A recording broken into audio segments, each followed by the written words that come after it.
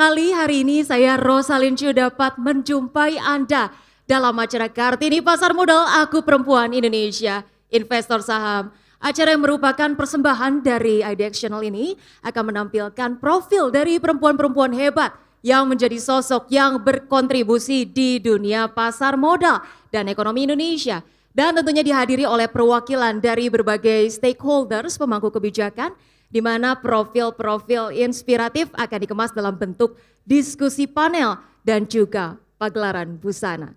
Baik, acara ini didukung oleh PT Bank Mandiri Persero Tbk, Prudential Indonesia, Mayapada Hospital, PT Campina Ice Cream Tbk, Arumi Cashew Milk, Kalbe Nutritionals, kemudian PT Jobubu Jarum Minahasa Tbk, Kalbe Nutritionals tadi, dan juga tentunya didukung oleh PT Bursa Efek Indonesia. Dan berikutnya Ibu Bapak sekalian, tentunya di diskusi sesi kedua ini menghadirkan narasumber yang luar biasa dengan tema alternatif investasi bagi perempuan. Di mana Bapak Ibu sekalian, kesetaraan gender ini seringkali kita dengar begitu ya, disebut-sebut sebagai cara terbaik untuk mempercepat pertumbuhan ekonomi dan membangun masyarakat yang lebih sejahtera.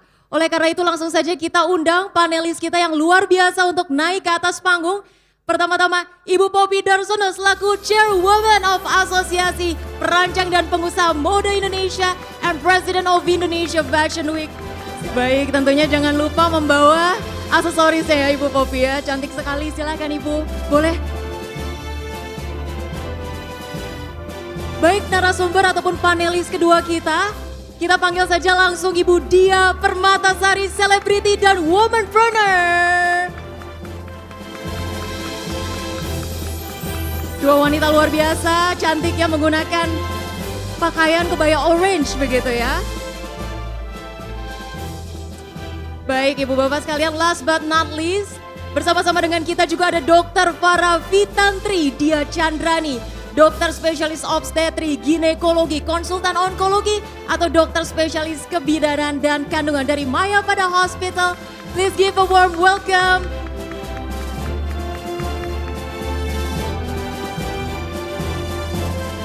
Baik, saya boleh salaman dulu kali ya bersama wanita-wanita cantik kebanggaan Indonesia. Terima kasih banyak, thank you for your time Ibu-ibu sekalian.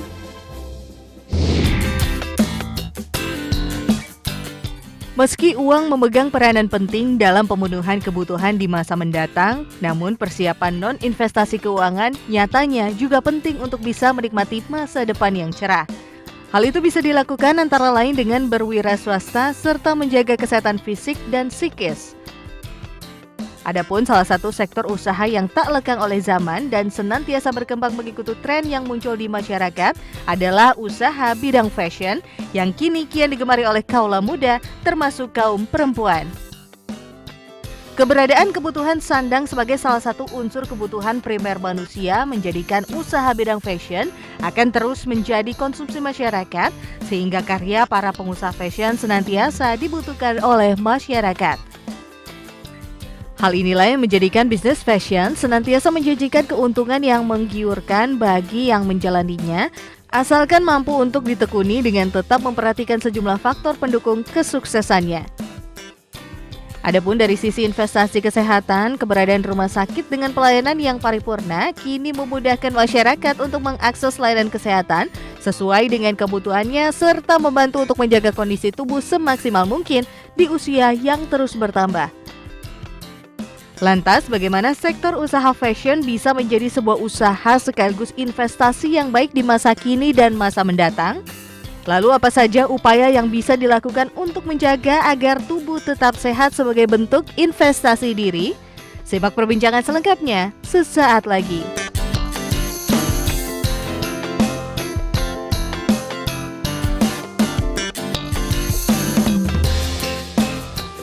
Saya ingin ke Ibu Poppy. Ibu Poppy berkarir di dunia mode ataupun fashion dari tahun 1975 ya Ibu ya?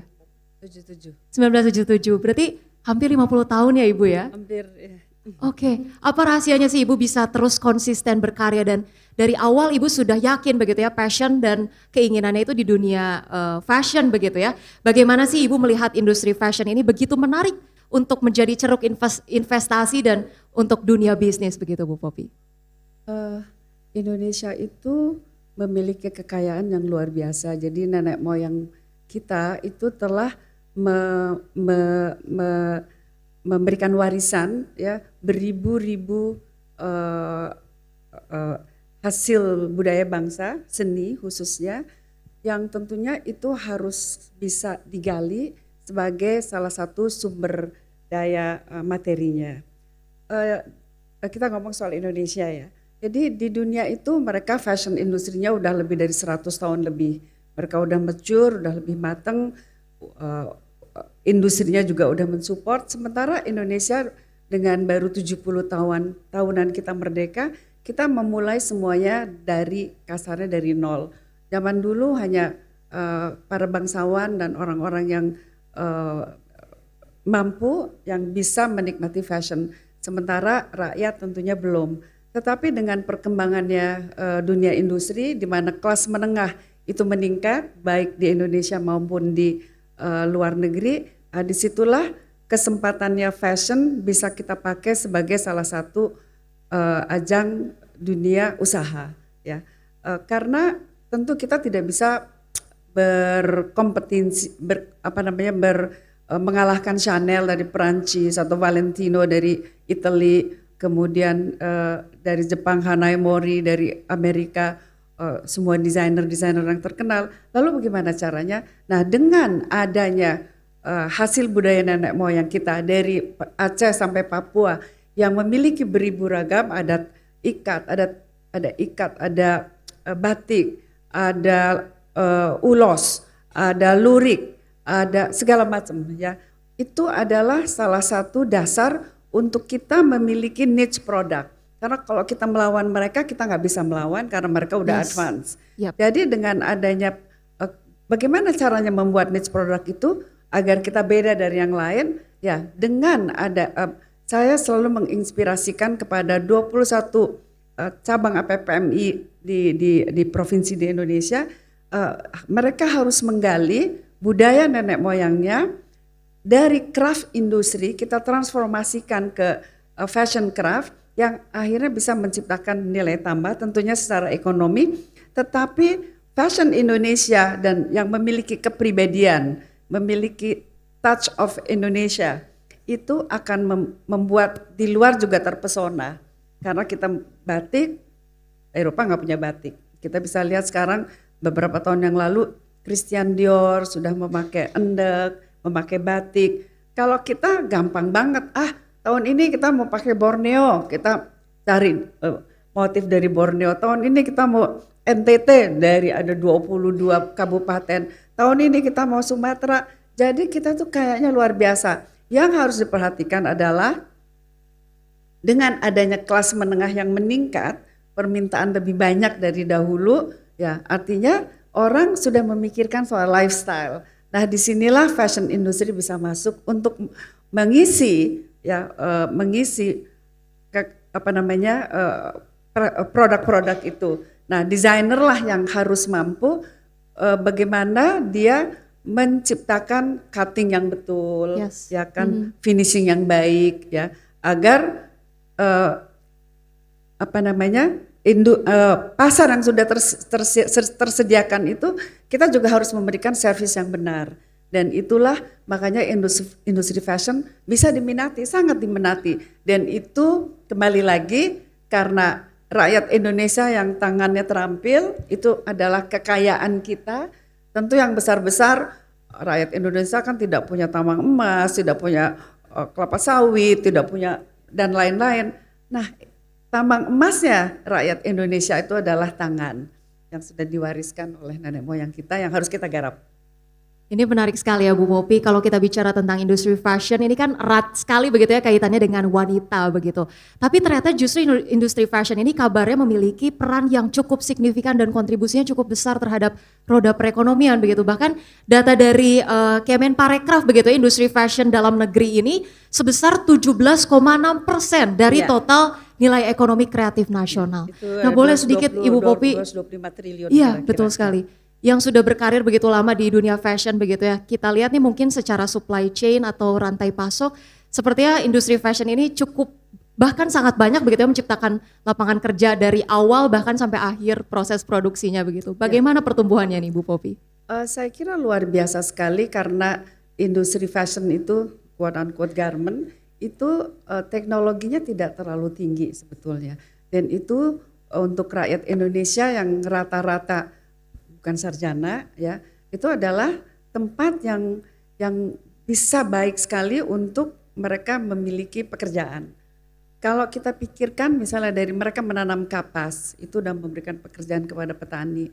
Dari kapas kemudian di spinning ya, untuk dipelintir. Setelah dipelintir kemudian jadi benang, ada industri untuk weavingnya, ya kan? Yang masih tenun gandong, tapi juga ada yang udah semi industri, itu berarti memberikan pekerjaan juga. Setelah itu, setelah jadi tekstil ada yang dibatik, ada yang dibordir, ada yang disulam, dan lain-lain. Memberikan pekerjaan juga kepada mereka. Kemudian kita perlu desainer, diberikan juga pekerjaan desainer. Kita memberikan, dengan adanya desainer, harus ada tukang potong atau pembuat pola, itu kayak chefnya ya. Kemudian ada penjahitnya, ada pengesumnya, ada segala macam. Setelah itu, setelah jadi baju, kita akan promosikan nih. Masuklah ke Indonesia Fashion Week misalnya, di mana Indonesia Fashion Week adalah platform agar mereka bisa men-showcase-kan produk-produk unggulan yang dari 21 provinsi itu. Nah, di sini berarti kita akan menyewa JCC. Kita akan, kemarin Indonesia Fashion Week sebagai contoh, itu kita merekrut 170 model, 300 desainer, 400 talents. Kemudian kita ada stage, dibuat gate, lihat pokoknya kita melibatkan 5.000 orang, gitu ya. Jadi betapa kemudian setelah itu fashion show, memberikan pekerjaan kepada media dan lain-lainnya. Jadi ini adalah industri yang kalau kita lihat padat karya sekali, dan disinilah sebagai ekonomi kreatif itu memang ekonomi yang mampu menjadi tulang punggung rakyat Indonesia. Kita sebutnya ekonomi kerakyatan, dan ekonomi kerakyatan yang bersifat craft, kalau kita transformasikan ke craft fashion, nilai tambah itu akan ada. Kalau tidak pakai fashion, oh ya ini harganya satu kain 250.000, dibikin baju ya 400.000. Tapi kalau seorang desainer bisa juta-jutaan, dan itu tentu bisa mengisi kelas atas, kelas menengah, dan kelas bawah. Jadi kesempatannya besar sekali, tapi juga memang problemnya juga banyak sekali. Baik, luar biasa tadi dari awal sampai akhir produksi sudah melibatkan banyak sekali begitu ya, mendapatkan lapangan kerja, bahkan ketika pagelaran busana pun itu mungkin melibatkan model, lighting, sound begitu ya, bahkan pihak gedung, koreografer, stage director, music director, lighting man, semuanya. Soal Indonesia Fashion Week ini menarik banget, saya mau explore nanti lebih lanjut. Tapi sebelumnya kita mau ke Mbak Dia dulu. Ini menarik sekali ya, Mbak Dia seorang selebritis begitu ya, sudah berkarya di dunia seni sangat lama, dan dengar-dengar nih ketika pandemi justru punya ide gitu ya untuk menjadi seorang entrepreneur begitu. Inspirasinya dari mana? Karena saya pun tahu begitu ya, salah satu department store itu ada koleksinya Mbak Dia, dan koleksinya cantik-cantik sekali begitu. Inspirasinya bisa menghadirkan busana ataupun bisnis fashion di tengah pandemi, itu dari mana Mbak?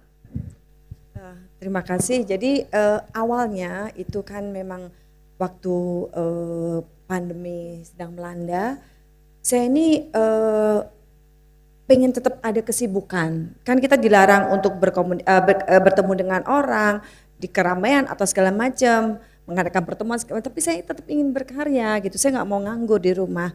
Akhirnya saya dengan sahabat saya itu yang lagi duduk sana, Mbak Julia Yahya, dan sahabat saya itu kita sama-sama sekolah di Esmod. Esmod ya. Kita sekolah di Esmod, sekolah mode itu. Kita benar-benar ingin mempelajari bagaimana sih cara membuat baju yang sebenarnya dengan jahit-menjahit, membuat pola yang luar biasa. Ternyata kita jadi bisa menghargai bagaimana penjahit itu pusingnya setengah mati ya gitu. Nah akhirnya saya dengan sahabat saya bersama Marini Jumarnis, Julia Yahya, kita belajar di S-Mode, dan akhirnya salah satu guru saya itu membisikin ke saya bahwa kamu harus berani langsung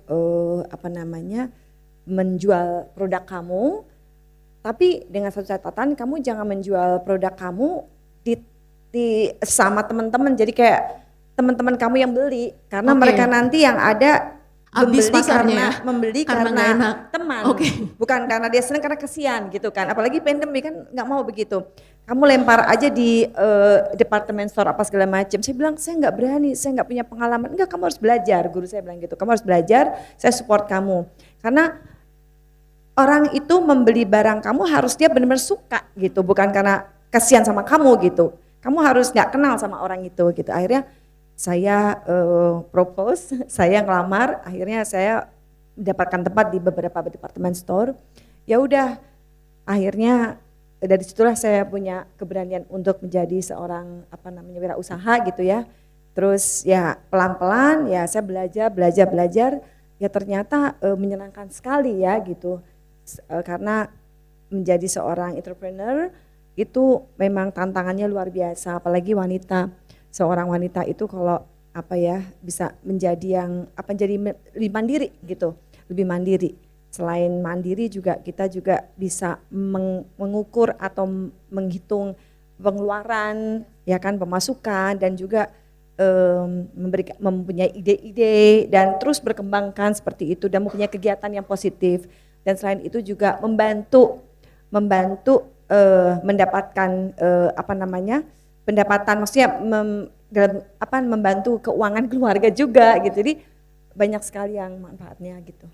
Iya, baik Mbak Diah, ini kan memulai usaha ketika pandemi begitu ya. Sebenarnya tren busana yang dihadirkan ini seperti apa, koleksinya begitu, potensi cuannya seperti apa, dan ketika itu kan pandemi, setahu aku Mbak Diah itu kan memulainya langsung kerjasama dengan department store gitu ya, bukan dari usaha online. Iya, dan departemen store yang besar-besar. Iya, betul sekali, di salah satu mall yang besar juga. Nah itu saya harus punya keberanian, saya harus yakin saya punya keberanian, dan saya harus bisa menerima risiko gitu, karena kalau saya nggak begitu saya nggak akan maju-maju gitu. Makanya tadi guru saya bilang bahwa kamu harus must go on gitu, maksudnya meskipun nggak ada orang yang datang segala macam, tapi kita bikin live waktu itu, sempat yang bikin shopping live kayak gitu, tapi tetap ada aja gitu dengan media sosial segala macam, ya orang tetap beli gitu. Memang berani, cukup berani ya, orang di saat orang udah tiarap, saya baru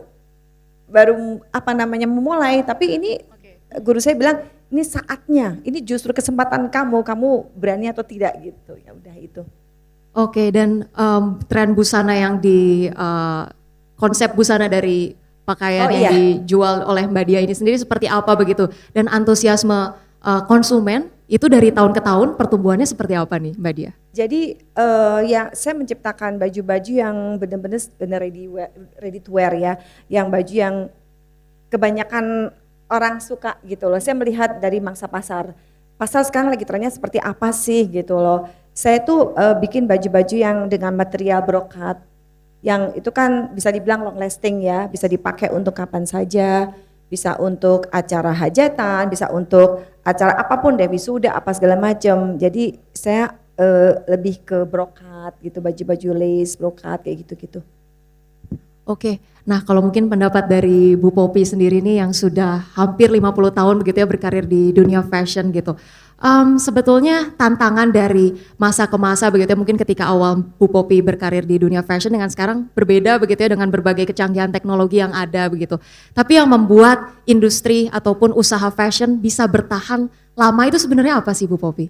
Sebenarnya karena permintaan pasar memang ada. Saya tadi katakan peningkatan income dari masyarakat, dari tadinya middle class-nya sekarang kan berkembang. Kita bisa bandingkan hampir belasan tahun yang lalu income dari hampir 100 juta orang Indonesia itu sama dengan income yang ada di Singapura. Ya, jadi intinya udah berapa kali lipat penduduk Singapura, orang Indonesia memiliki buying power. Nah, itulah market yang harus kita targetkan. Dan orang Indonesia itu umumnya senang dandan. during waktu COVID pun kita dandan semuanya, bukan buat siapa-siapa, buat diri kita sendiri. Karena kalau kita dandan, kita rapi, kita memancarkan energi yang betul. Ya, kalau kita slordet segala macam walaupun gak ada orang yang lihat, itu energinya tidak baik. Mungkin kalau orang yang percaya feng shui, rumah harus bersih, harus terang. Sama juga kita kita penampilan harus selalu rapi, bersih, enak dilihat dengan lingkungan, dan itu menjadi energi yang baik. Nah, dengan adanya perempuan Indonesia, laki-laki juga senang berdandan, senang menjadi dirinya cantik, ini adalah captive market yang harus kita ambil. Jadi fashion itu makin meningkat nanti ekonomi Indonesia karena industri udah mulai meningkat. Sekarang perempuan banyak sekali, tadi hampir perempuan semuanya di eksekutif, ya, yang luar biasa, yang income-nya ya sangat mandiri, yang kapan aja mau beli baju itu nggak usah nanya sama suami, ya kan? Karena seringkali misalnya ada ibu-ibu diplomat misalnya, kalau mau beli baju, saya tanya dulu sama suami saya gitu. Saya suka sedih gitu, aduh, karena kalau mau beli aja, ya kan? Karena kita mandiri, dan kembali finansial kita, kalau kita untuk perempuan secara finansial kita mandiri, itu adalah kasarnya saya selalu quote unquote itu suami kita yang sebenarnya, karena suami itu bisa pergi, bisa meninggal, ya kan, dan lain-lain. Tapi kalau kita punya kekuatan finansial sendiri dan kesempatan untuk berada di industri kreatif yang mana memang orang-orang Indonesia itu udah rajin tangannya, itu akan lebih mudah. Sebagai contoh, saya sekarang sedang membantu Kota Garut yang industri perkulitannya sudah 100 tahun dari zaman Belanda dulu. Nah, sama persis tahunnya ketika Gucci berdiri, sama-sama untuk bikin sadel kuda, pakaian kebutuhan tentara Belanda waktu itu. Tapi Gucci udah jadi $1 billion. Nah, di Garut kelasnya kasarnya masih kelas ojek aja, jaket-jaketnya. Kalau bilang dari Garut harus murah, sehingga mereka tuh kasihan. Nah, saya udah 2,5 tahun membantu, karena kenapa saya melihat itu potensi, dia udah 100 tahun. Anak-anak kecil-kecil udah bikin dompet, walaupun jelek ya, tapi udah biasa bau kulit. Kita masuk ke situ aja udah pengen muntah rasanya. Tapi mereka tuh udah biasa. Nah, ini yang harus kesempatan juga baru ibu-ibu bikin tas lah untuk klien-klien, karena bikin tas itu jauh lebih gampang daripada garment. Garment kalau kita udah setahun udah nggak laku, ya udah harus drop. Kalau tas masih terus aja, karena tas tidak bersentuhan dengan yang di badan kan. Yes. Jadi saya kasih kepada ibu-ibu ya, semangat, masuklah ke industri. Ada 500 lebih UKM di Garut yang perlu diberikan kesempatan untuk ini. Itu satu contoh. Jadi kita tuh udah kaya. Sekarang kelas menengahnya meningkat. Nah, kita harus sedikit kayak Mbak Diah ini, yang lihat kesempatan, memiliki teknik sekolah, tekniknya tinggal mencari penjahit yang betul, pembuat pola yang betul, dengan nama yang besar, akan mudah. Servis, harga tentunya ya, harga yang baik, servis yang baik, kualitas yang baik, itu juga menjadi revolusioner sekarang dengan adanya online. Ya, kalau dulu waktu saya baru mulai, kita mau masuk ke Dep Store harus terkenal dulu. Ya, alhamdulillah saya udah terkenal, jadi gampang masuk. Jadi yang saya siapkan adalah produk yang baik. Jadi langsung waktu itu buka ada sampai 20 deh. Tapi pada akhirnya kita kecapean sendiri, karena di perjalanan itu kita banyak sekali ribut sama Dep Store.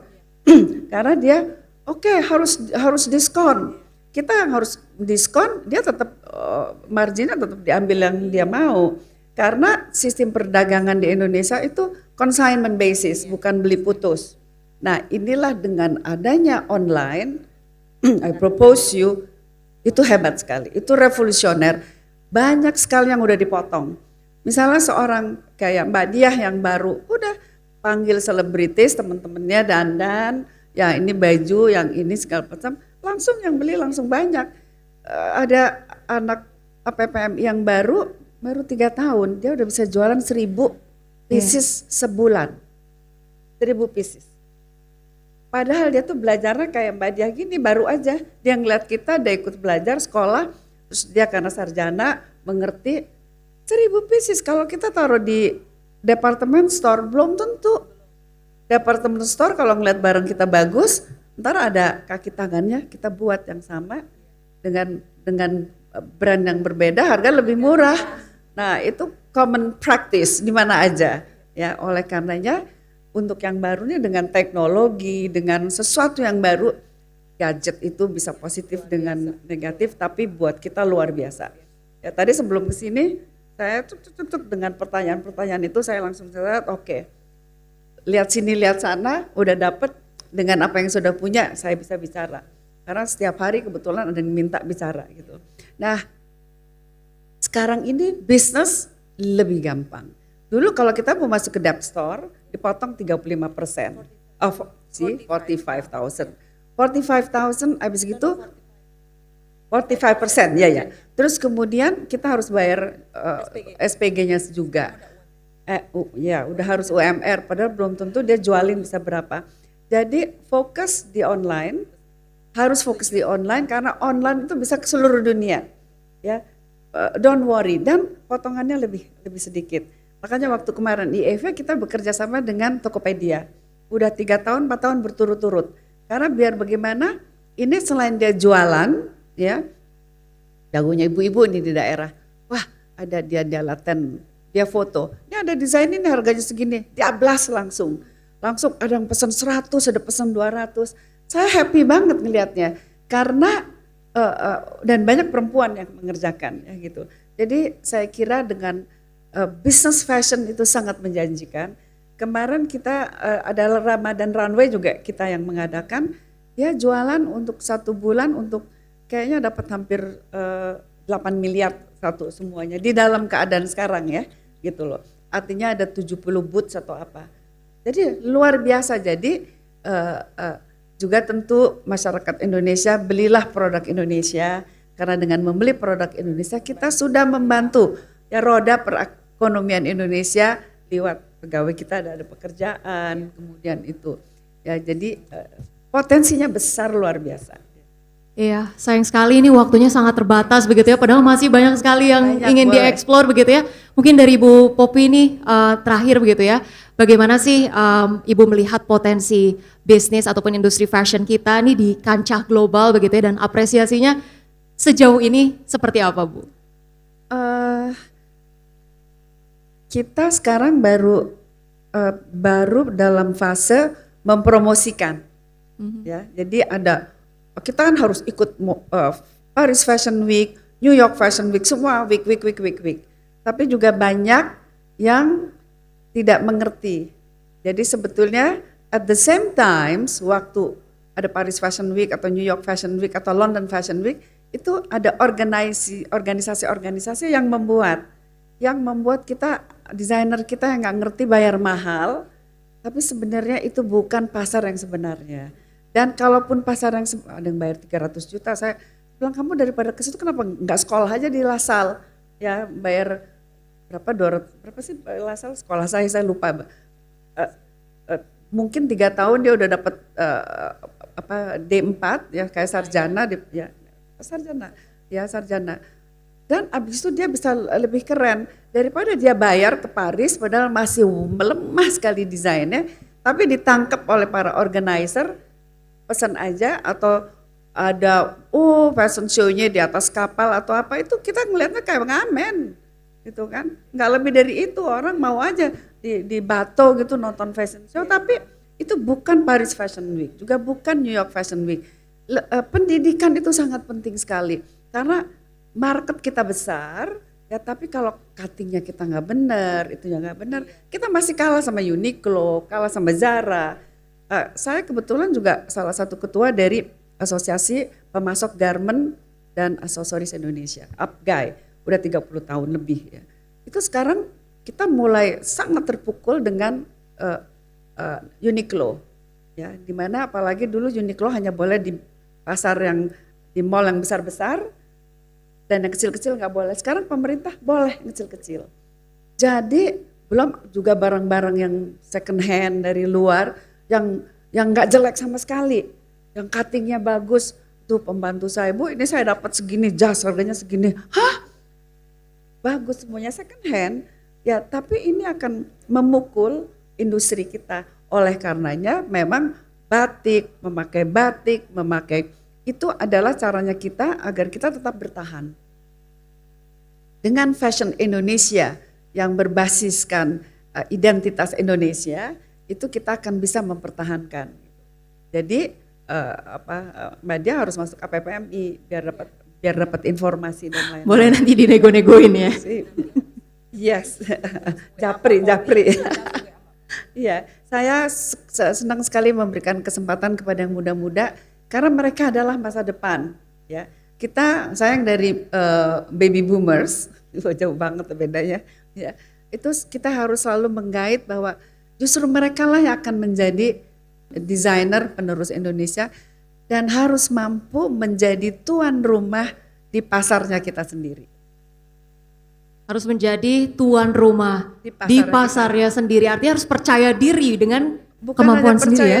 Kalau percaya diri kita nggak support, majukan kita harus punya teknologi, harus tahu bagaimana caranya memfinance produk kita, harus tahu bagaimana caranya pricing policy kita, harus tahu bagaimana masuk ke Indonesia Fashion Week atau Ramadan Rayaan atau Jakarta Fashion Week, itu membuat mereka lebih alert terhadap lingkungan. Jadi pasar kita besarnya luar biasa, janganlah kita memberikan kesempatan kepada yang besar-besar yang dari luar, karena kita luar biasa.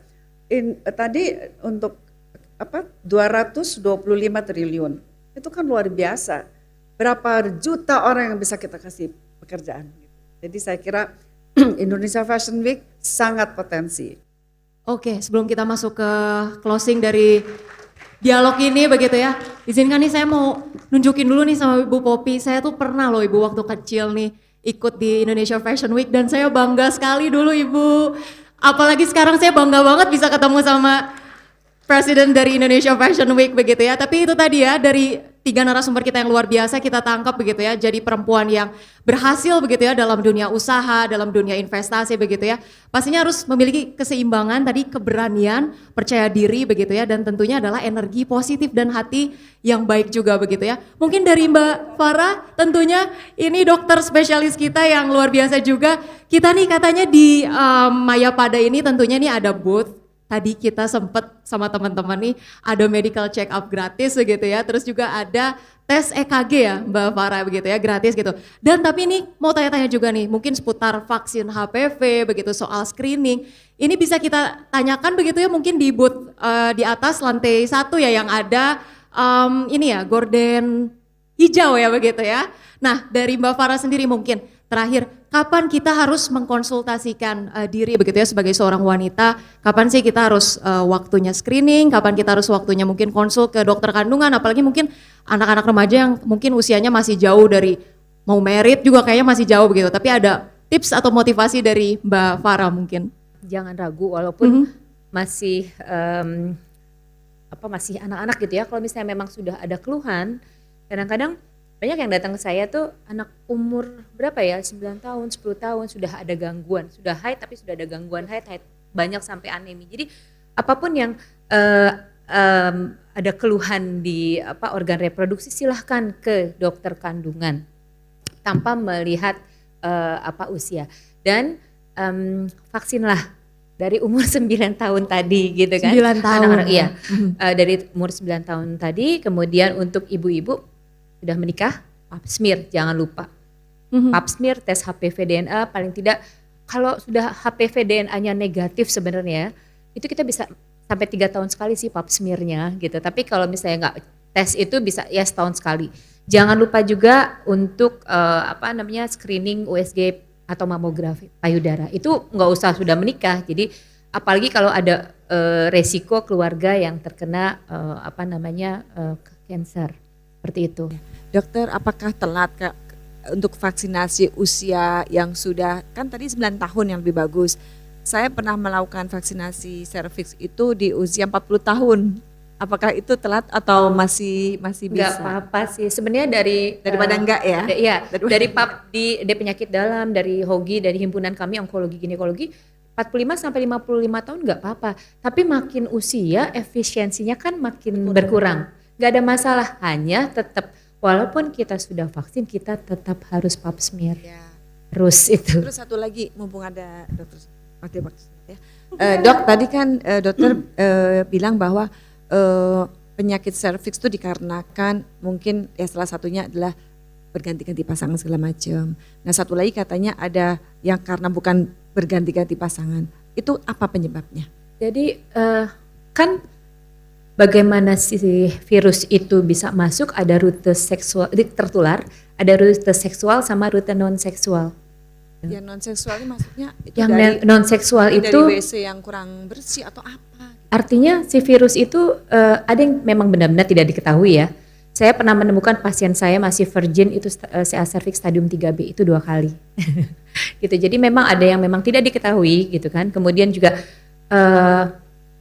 rute HPV atau human papilloma virus itu bisa ditularkan dari ibu yang yang hamil kemudian mengandung HPV, tapi bukan CA cervix ya, HPV-nya yang resiko rendah. Oh, rendah.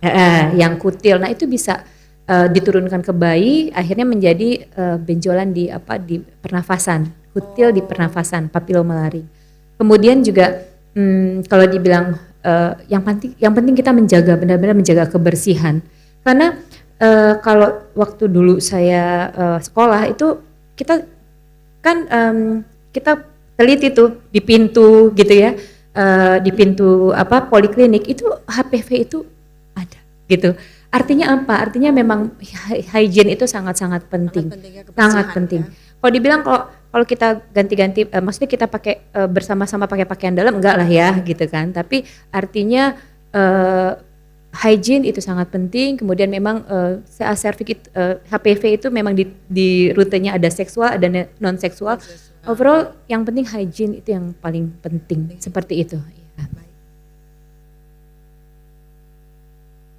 Jadi tadi yang non seksual itu tahun yang lalu saya punya dokter Amerika yang punya labnya yang saya anggap bagus gitu. Nah, ketika dicek di dalam darah saya itu, padahal beberapa bulan sebelumnya bersih, ada heavy metal.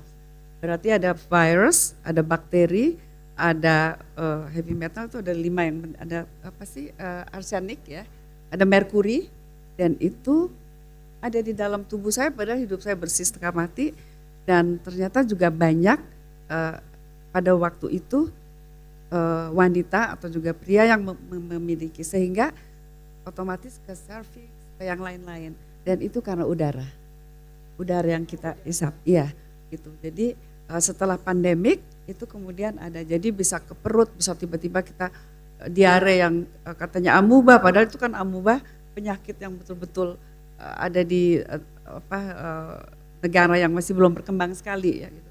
Jadi itu ada semuanya. Jadi saya detox untuk mengeluarkan itu semuanya. Nah, kan enggak semua perempuan memiliki bukan kesadaran, ya kan kelihatannya kita sehat-sehat aja, tapi ternyata ada. Jadi dikeluarkan saya detox berapa puluh hari. Sebenarnya kalau dari literatur juga disampaikan 70% tuh kita perempuan, walaupun kita hanya satu pasangan, itu kita kemungkinan terpapar HPV itu gitu. Di ini kita ya, di cervix, tapi dia akan rilis, akan hilang dengan imunitas yang baik. Jadi sih kalau kita terpapar HPV belum tentu loh jadi kanker serviks gitu kan. Yang penting kalau misalnya HPV itu nggak bergejala kalau kita terpapar virus. Jadi kalau misalnya imunitas kita bagus, dia akan. Kenapa sih ada kita pembahasan soal kesehatan begitu ya di tengah-tengah isu ataupun pembahasan Kartini pasar modal begitu ya. Kalau kita seringkali membahas investasi yang penting itu investasi jangka panjang. Bicara soal investasi di pasar modal, di bisnis begitu ya, di banyak hal begitu. Tapi sebetulnya menurut Dr. Farah sendiri, kenapa sih begitu investasi kesehatan sebetulnya yang paling prioritas apalagi untuk wanita? Pertanyaannya ini banget ya, maksudnya penting sekali itu kita sebagai perempuan, sebagai pilar dari keluarga. kita bisa berbuat banyak, kita bisa beraktivitas sehari-hari, bisa maju, bisa mengejar cita-cita kita gitu. Kalau kita sehat, artinya kita harus sehat secara fisik dan juga secara mental pastinya. Tapi kan di sini kita bicara tentang physical health ya, kesehatan fisik. Jadi kita bisa menjalani hidup kita dengan optimal gitu ya. Bila yang paling penting badan kita sehat, dan itu merupakan suatu investasi. Kita bisa apa kalau misalnya kita sakit kan gitu, dan kita akan menjadi beban bagi keluarga kita, padahal kita sebagai perempuan gitu kita kan harus mensupport, artinya kita harus itu tadi sebagai pilar keluarga kita harus mensupport anak-anak, mensupport suami gitu. Dan terkait dengan kesehatan begitu ya, sebagai aset yang utamanya paling penting dimiliki oleh wanita gitu ya, sebelum lebih lanjut merajai dunia investasi begitu ya, kesehatan dulu yang paling diprioritaskan begitu ya, karena betul kunci begitu, kita gimana mau menikmati hasil investasi kita juga kalau kita nggak sehat begitu ya, terutama untuk di kalangan wanita begitu dalam hal kesehatan organ reproduksi khususnya nih dok, yang banyak sekali kita dengar begitu ya, banyak sekali wanita yang akhirnya begitu ya meninggal dunia karena tidak menyadari bahwa kanker yang umum itu terjadi kanker serviks, dan ternyata ketahuannya sudah di stadium akhir tanpa gejala begitu. Sebenarnya bagaimana tanggapan dokter gitu menyikapi hal ini, dan apa sebetulnya yang harus dilakukan oleh setiap dari wanita begitu dok? Isu kanker serviks itu memang isu yang penting ya saat ini. Jadi sebenarnya kalau kita mau bicara tentang kesehatan organ reproduksi, sebenarnya tidak hanya kanker serviks saja gitu kan. Seperti yang kita tahu bahwa kalau misalnya kita lihat organ perempuan, organ reproduksi perempuan itu kan terdiri dari rahim. Rahim itu ada yang di bawah, yang paling bawah itu mulut rahim adalah serviks. Organnya kecil sih gitu, 3 cm gitu kan. Tapi cukup membuat pusing pemerintah juga nih gitu, karena kanker serviks itu yang berasal dari organ yang kecil itu menduduki peringkat kedua kanker pada perempuan itu selain kanker payudara. Kalau kita bicara tentang kanker payudara itu penyakit ya genetik lah gitu, diturunkan. Ada faktor seperti itu. Selain juga mungkin ada faktor-faktor eksternal lain. Tapi kanker serviks itu ternyata bisa dicegah loh gitu. Dan dari tahun ke tahun ternyata kita masih jadi juaranya di Asia Tenggara, kita masih nomor 2. Kemarin nomor 1, sekarang udah nomor 2 gitu kan. Kemudian di Indonesia juga masih peringkat kedua kanker pada perempuan. Padahal setelah payudara ya, padahal kanker serviks itu bisa dicegah. Nah itu yang sebenarnya kami dari medis ya, dari profesional yang bergelut di bidang kesehatan mempunyai suatu tanggung jawab sebenarnya untuk memberikan nggak bosan-bosan memberikan edukasi gitu. Yuk kita sama-sama yuk kita mencegah kanker serviks. Sebenarnya pencegahan itu pun bisa dari primary, artinya dari edukasi dulu gitu. Sebelum terjadi nih kanker serviksnya gitu. Kita bisa mencegah dengan kita sama-sama mengerti. Seperti itu.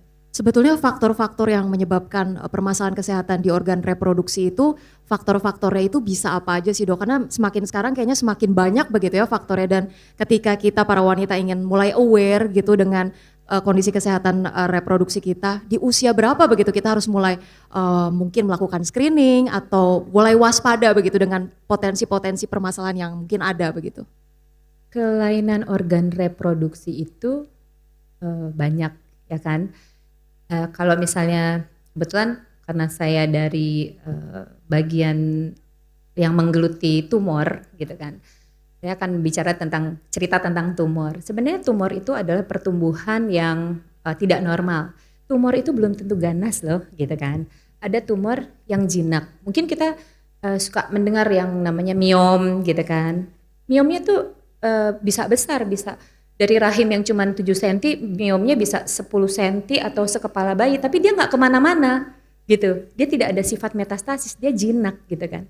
Tapi kalau misalnya kita bicara tentang kanker, walaupun kankernya itu kecil, itu tumor ganas, dia punya sifat menyebar, punya sifat metastasis. Kankernya ada di serviks, dia bisa menyebar sampai ke mana namanya ke paru, ke mana namanya ke tulang gitu. Dan kalau misalnya kita bicara tentang isu yang sedang ini ya, yang penting ini tentang kanker serviks, sebenarnya kanker serviks itu nggak bisa semuanya dioperasi gitu kan. Sampai dengan stadium tertentu kita bisa lakukan operasi, setelah itu hanya kemo dan sinar. Dan kalau kita melakukan terapi, operasi, kemoterapi, sinar, yang stres juga bukan cuma pasiennya gitu, apalagi operasi gitu kan, berdarah-darah dan lain-lain gitu, belum lagi efek sampingnya. Jadi padahal kanker serviks itu bisa dicegah. Dicegahnya dengan apa? Ya dengan edukasi dan dengan vaksinasi gitu kan. Dan vaksinasi itu dari kapan sih? Bisa dilakukan dari usia 9 tahun gitu. Dan 9 makin tahun, oke. iya. Dan ya sebelum mens. Jadi Iya. sebenarnya tidak tergantung dengan haid atau, jadi dari 9 tahun sampai 13 tahun itu cukup 2 kali pemberian vaksinasi gitu, bulan ke-0 dan bulan ke-6. Dan makin muda kita diberikan vaksin, sebenarnya antibodinya akan lebih bagus gitu. Efektivitasnya akan lebih baik. Nah, kalau misalnya yang sekitar kita gimana nih? Ya boleh aja sih kalau vaksin, tapi baiknya sih pap smear atau screening seperti itu. Jadi kalau misalnya ditanya dari usia berapa, kita mau apa nih? Kalau kita mau mencegah kanker serviks dari usia 9 tahun, boleh datang ke boleh divaksinasi. Tapi kalau misalnya pun kalau di luar itu misalnya menyangkut organ reproduksi ada keluhan, ya udah silahkan datang ke dokter. Baik, tidak ada alasan untuk tidak mencegah begitu ya, dan tidak ada alasan untuk tidak menyayangi diri sendiri ya. Orang dari umur 9 tahun sudah bisa kita merawat diri kita sendiri begitu ya, dengan berbagai pencegahan. Tapi dalam hal lifestyle mungkin, yang anak-anak zaman sekarang mungkin dengan dengan habit yang berbeda juga begitu ya. Apakah ada hal-hal yang bisa men-trigger sebenarnya dari penyakit-penyakit organ reproduksi itu? Penyakit organ reproduksi lagi ya. Jadi tadi kalau misalnya kita bicara tentang tumor tumor jinak, kan sekarang banyak datang miom gitu kan. Sebenarnya itu memang banyak faktornya. Bisa faktor eksternal yaitu pengaruh hormonal, ya kan. Hormonal banyak estrogen. Estrogen dari mana? Dari makanan-makanan yang mungkin berlemak gitu. Jadi apa nih yang harus kita lakukan? Ya udah lifestyle-nya, makanannya itu jangan kebanyakan junk food lah gitu kan. Makanan-makanan itu harus dijaga. Kemudian kanker rahim, endometrium, itu juga ada faktor resikonya seperti fat, female gitu kan, terus juga fertile dan obes. Jadi itu juga kita harus menjaga diet kita ya, artinya tidak berlebihan dan tidak menyebabkan obes. Karena semakin obes gitu kan, resiko untuk terjadinya kanker endometrium akan makin besar. Untuk kanker serviks gitu, kanker serviks itu bukan penyakit turunan. Kanker serviks itu penyebabnya HPV, ya, human papilloma virus. Jadi kalau diperiksa nih 90% lebih yang terkena kanker serviks ternyata mengandung virus HPV tadi, HPV high risk. Dan HPV high risk ini paling banyak ditularkan melalui hubungan seksual gitu. Jadi ini memang harus agak hati-hati nih ya menyampaikannya, tapi memang demikian. Tapi juga ada CA cervix yang memang bukan karena HPV itu ada. Jadi tapi kalau begitu bagaimana dong, kita harus melihat kalau gitu bagaimana kita mencegahnya. Tadi dengan vaksinasi, yang kedua lifestyle untuk untuk kita harus yaitu tadi setia dengan pasangan ya gitu kan. Jadi tidak berganti-ganti pasangan, hal-hal seperti itu, karena makin banyak faktor resikonya itu akan meningkat bila gitu kan tadi lifestyle untuk sexual activity kita lebih beresiko seperti itu. Jadi kalau dibilang itu karena makanan kanker serviks, enggak, bukan. Dan juga kanker serviks itu kalau misalnya resikonya juga meningkat pada rokok, pada yang lifestyle, kemudian ini punya anak yang lebih banyak. Tapi sebenarnya bukan yang punya anak, paling tidak screening dulu deh dari kanker serviks, dari sel normal jadi kanker serviks itu enggak serta merta loh gitu. Jadi itu ada takes time. Jadi dari normal ke kanker itu bisa sampai lebih dari 10 tahun, lebih dari 15 tahun. Literaturnya begitu. Bisa nggak kita detect awalnya gitu dengan pap smear tadi. Jadi ya setiap tahun. Jadi dari sel normal jadi kanker itu ada yang namanya lesi prakanker dan itu bisa didetek dengan pap smear. Dan kalau udah ada lesi prakanker kita bisa sembuhkan 100%. Jadi pemeriksaan sederhana sih sebenarnya. Iya, baik. Oke, baik. HPV tidak bergejala begitu ya. Jadi kita sebagai wanita harus aware ya tadi ya, selain sebagai Kartini yang mengejar pendidikan setinggi mungkin, berkarya, berinovasi terus, tapi juga jangan lupa kesehatan sebagai aset yang utama. Terima kasih juga kepada Dr. Farah telah membuktikan Kartini-Kartini kita ini bisa mengejar pendidikan, kualitas pendidikan yang setinggi mungkin begitu ya, dan menjadi manfaat untuk banyak orang. Boleh kita berikan tepuk tangan yang meriah untuk ketiga panelis kita yang luar biasa.